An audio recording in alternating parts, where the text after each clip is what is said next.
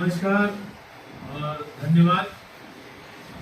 पूर्व की भांति लगातार आप सबका स्नेह सहयोग हम सब मिलता रहा है और आज भी हमारे आमंत्रण पे हम सबके निवेदन पे आप सब लोगों का जो सहयोग हम सबको प्राप्त हो रहा है उसके लिए पूरा बनारस परिवार, काशी के अखिलेश लोग आपका आभार व्यक्त करते हैं, धन्यवाद व्यक्त करते हैं।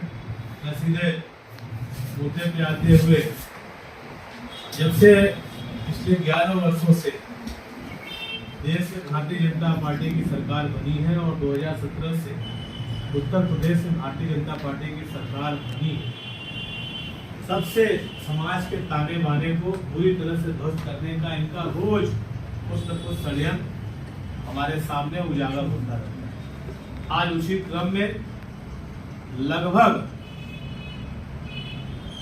300 वर्ष से ज्यादा प्राचीन पुरानी रामापुरा स्थित खालसा विद्यालय बालिका विद्यालय के सामने, ठीक सामने एक कब्रिस्तान,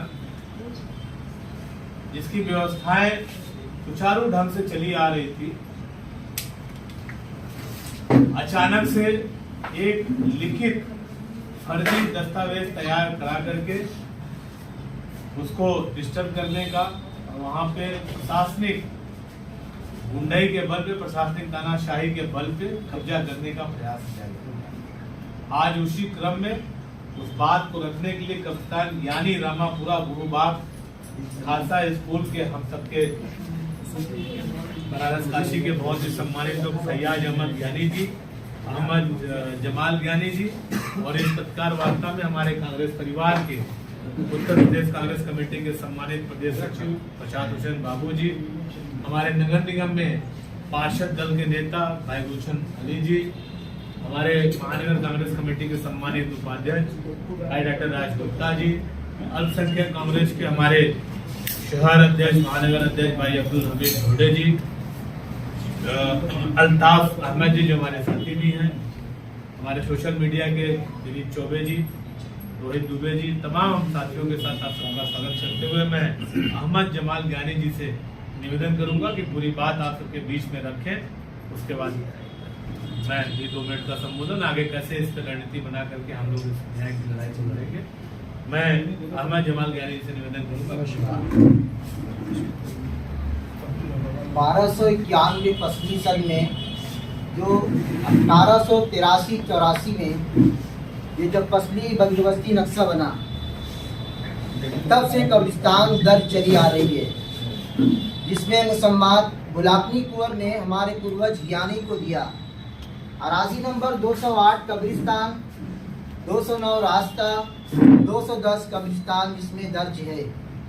नंबर 2, 10/11/1930 को जब खतौनी निकाली गई तो इसमें भी पहले के जैसे ही हमारे पूर्वज ज्ञानी का नाम दर्ज है। नंबर 3, 1984 में फिर खतौनी निकाली गई, जिसमें भी हमारे पूर्वज ज्ञानी का नाम ही दर्ज है। नंबर 4, सन 1904 में भी उसी प्रकार हमारे पूर्वज ज्ञानी का नाम ही दर्ज है। नंबर 5, सन 2007 में फिर से बंदोबस्ती नक्शा निकाला गया, जिसमें भी ज्ञानी का ही नाम दर्ज है। नंबर 6, सन 2009 में भी बंदोबस्ती रिकॉर्ड निकाला गया, जिसमें भी हमारे पूर्वज ज्ञानी का ही नाम दर्ज है। नंबर 7, हालिया रिकॉर्ड निकलवाने का प्रयास करने पर मालूम हुआ कि रिकॉर्ड शासन द्वारा सील किया गया है। हमारी कब्रिस्तान वक्फ बोर्ड में पंजीकृत है, जिसका पंजीयन संख्या नंबर 2400 है। हमने अपना ये जिला मजिस्ट्रेट, प्रशासन, तमाम जगह हमने अपनी प्रयास किया कि हमें इंसाफ दिया जाए, मगर अभी तक इस पर कोई कहीं सुनवाई नहीं हुई है। और कब्जे पर स्टे उसको रुकवाने का काम मैं चाहता हूँ, जो और पिछले 3 महीने से 3 दिनों से कब्जे की कोशिश की जा रही है।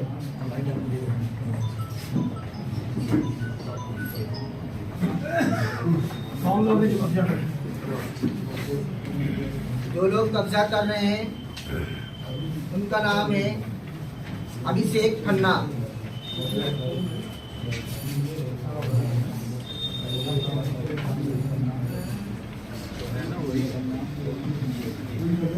अभिषेक खन्ना के पिता का नाम है गिरधर गोपाल खन्ना। ये सीधे धन्यवाद। जैसा कि आप सबने सुना, अहमद जमाल ज्ञानी जी ने अपनी बातों को रखा। एक खन्ना साहब हैं, 2009 में 2002 की फर्जी लेखपाल से हाथ वाली कैसे आए, किससे रजिस्ट्री कराया, कभी वक्फ बोर्ड से लिया, दान में लिया कि रजिस्ट्री कराया, इसका कहीं उल्लेख नहीं। और रिकॉर्ड निकालने आप जा रहे हैं तो रिकॉर्ड प्रशासन ने सील कर दिया। मेरा सीधा आरोप है, हम सबको हिंदुस्तान की न्यायपालिका में यहाँ के कमिश्नर महोदय के हम लोग अपील कर रहे हैं, उनसे मिलने का समय परसों का मिला हुआ है, कल उनकी व्यस्तता है। लगभग 4 हिस्से की जमीन में इनकी बदनीयती है।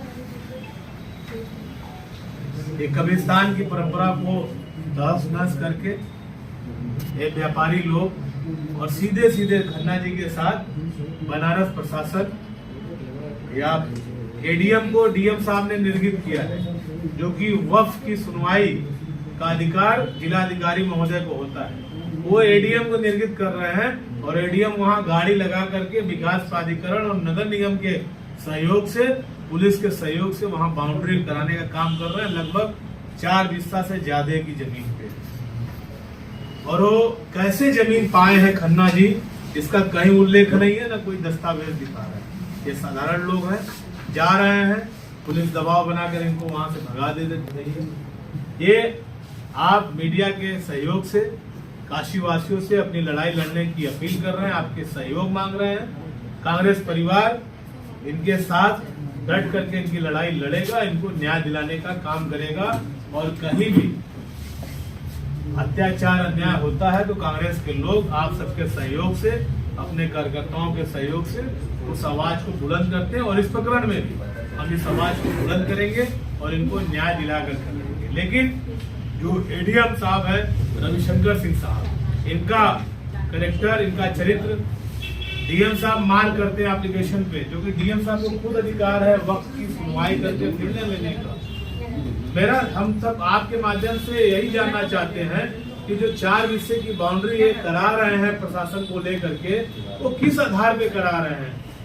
कहीं गिफ्ट पाया है इन ज्ञानी जी लोग के परिवार से, या वक्फ बोर्ड से कोई अलॉटमेंट कराया है, या प्रशासन ने उनको दिया है, या उन्होंने राजस्व की भुगतान करके उसको किससे खरीदा है? हम यही जानना चाहते हैं कि किस अधिकार से वो जमीन लेकर के यहाँ पे जो वर्षों से लगभग 1883-84 से जो चीजें चली आ रही है, बंदोबस्ती चली आ रही है, एक फर्जी इंतखाब बना करके आप आज इसको कहीं भी रिकॉर्ड में डाल लीजिए, कहीं नहीं निकलेगा। एक फर्जी हस्तलिखित इंतखाब बना करके केवल एक फर्जी कागज के आधार पर इन लोग को प्रताड़ित करने का, और एक खास करके अकलियत के लोग हैं, माइनॉरिटी समाज के लोग हैं, तो और भी दबाने का प्रयास कर रही है।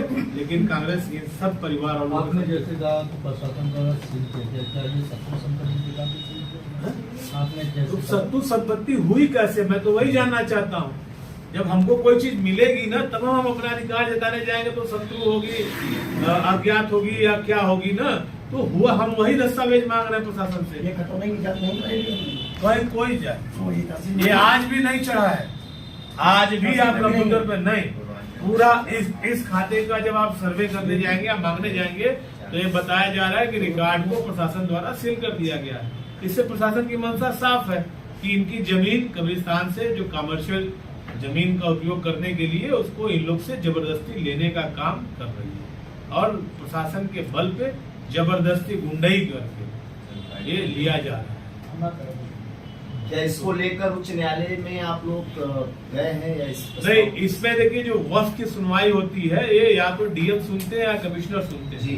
तो डीएम साहब ने तो अपना पल्ला झाड़ लिया है।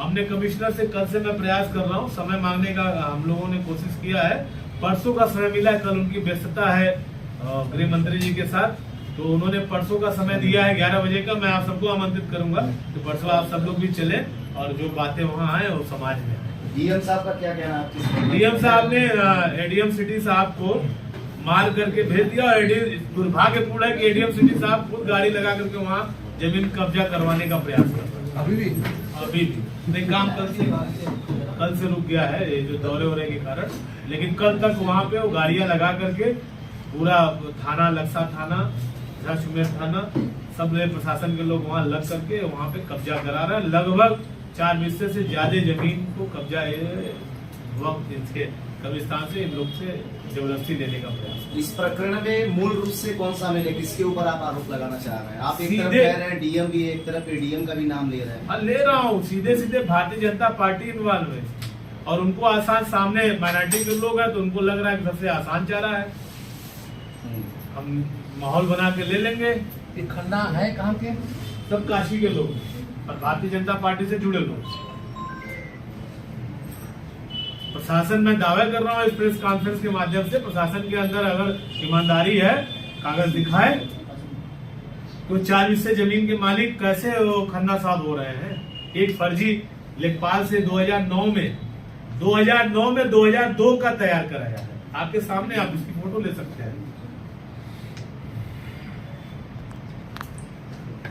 सारी चीजें हैं, कहीं पेपर पे नहीं है, कहीं मौके पे नहीं है, केवल तानाशाही और जबरदस्ती के बल पे, प्रशासन के बल पे इन लोगों को प्रताड़ित करने का काम किया जा रहा है।